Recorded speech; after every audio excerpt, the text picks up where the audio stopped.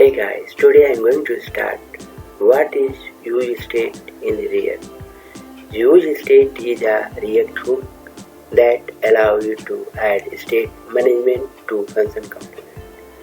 Let's start the code. Declare a state.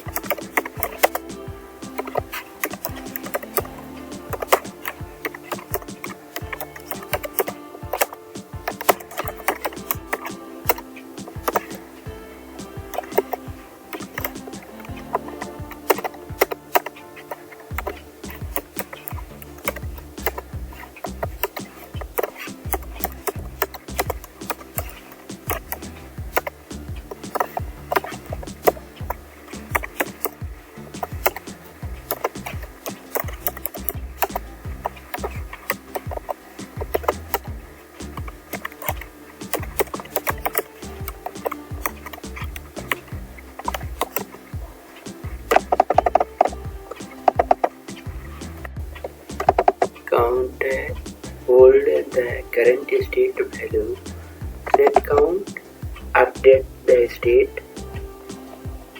useState initialize the state with 0, button update the count.